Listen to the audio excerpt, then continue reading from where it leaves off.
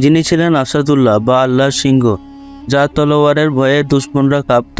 সেই মহান খলিফা হযরত আলী রাদিয়াল্লাহু আনহুর শাহাদাতের কাহিনী শুনলে আজও মুমিনদের চোখ ভিজে ওঠে।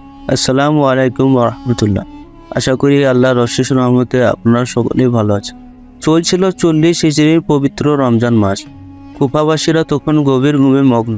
খারিজি আব্দুর রহমান ইবনে মুজলাম বিষাক্ত তলোয়ার নিয়ে ওত পেতেছিল মসজিদের অন্ধকার কোণে। সে শপথ করেছিল আজ সে পৃথিবীর শ্রেষ্ঠতম মানুষকে আঘাত করবে।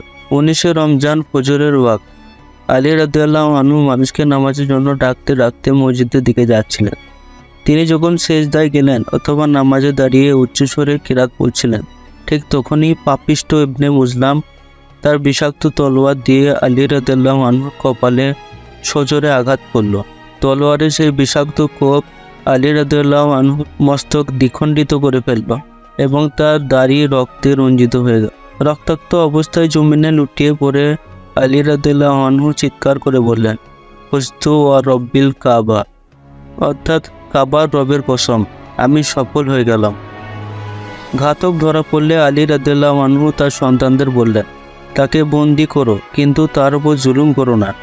আমি যদি বেঁচে ফিরি তবে আমার বিচার আমি করব, আর যদি আমি মারা যাই তবে তাকে একটি আঘাতের বদলে একটি আঘাত করবে, তার হাত পা কাটো না।